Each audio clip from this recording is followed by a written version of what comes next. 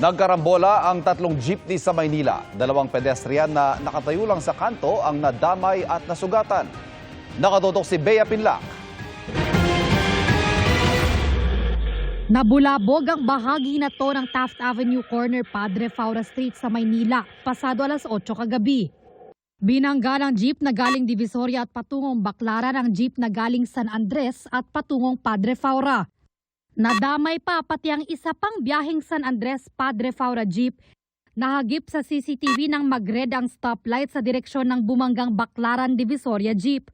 Walang kuha sa anggulo ng dalawang Padre Faura San Andres jeep pero ayon sa mga driver nito, pagkatawid po namin, naka-green na po kami, biglang may bumubulusok po na biyaheng Baclaran, naka-red na po sila, tinumbok po yung gilid po ng jeep ko.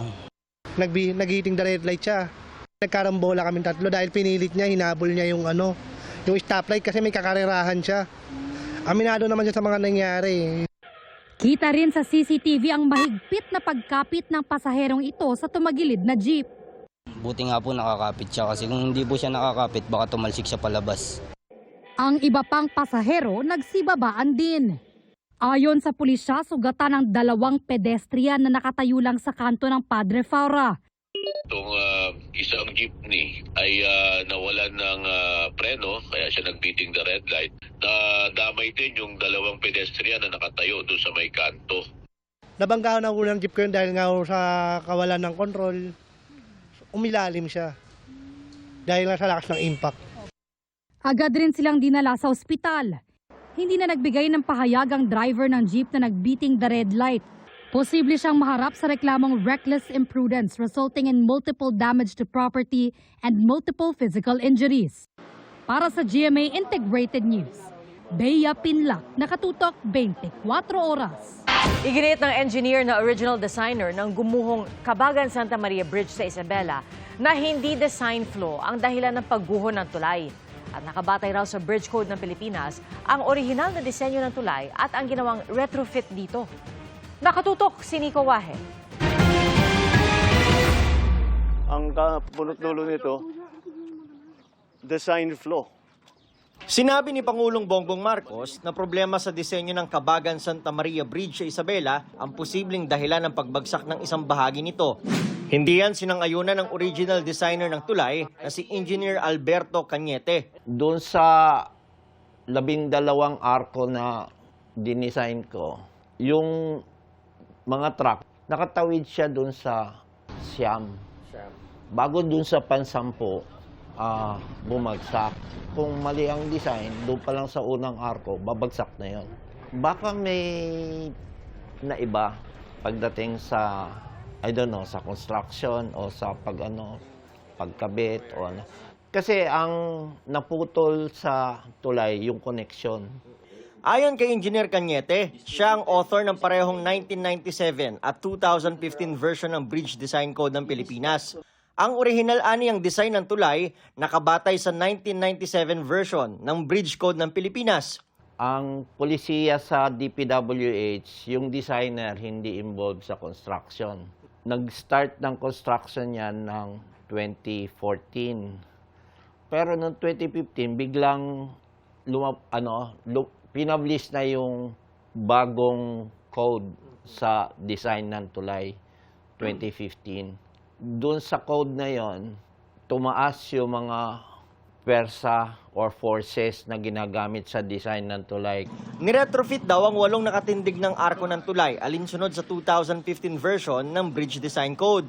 Hinigitan pa nga raw ni Engineer Cañete ang kapasidad sa Cabagan Santa Maria Bridge kaysa 45 tons na maximum capacity ng mga tulay sa bansa na itinakda ng batas. Bawat lane, 2 lanes siya. So kung dinidesign namin yan ng 2 truck sabay. Noong gabing gumuho ang tulay, 102 tons ang dumaang truck at mga karga nito. Ibang usapan pa raw kung may mga nauna nang dumaan ditong overloaded na truck. Hindi rin daw akma ang truck sa bigat ng dala nito. 13.5 tons o 13,500 kilograms lang ang pinapayagang axle load sa mga truck. Triple raw nito ang sa truck na dumaan sa tulay. Yung mga ganong kabibigat, dapat 18-wheeler yon, hindi pwedeng 10-wheeler. Sinusubukan pa naming makuna ng reaksyon ng DPWH Pero nauna na nilang sinabi na hindi substandard at maayos ang konstruksyon ng Cabagan-Santa Maria Bridge. Patuloy din ang kanilang technical investigation pero overloading ang inisyal na dahilan na tinuturo nila.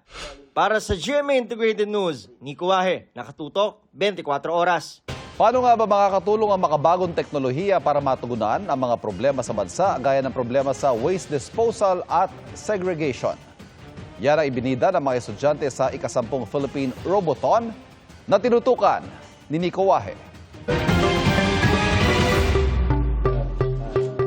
Robot na kayang mag-detect at maglinis ng mga basura sa estero o ilog.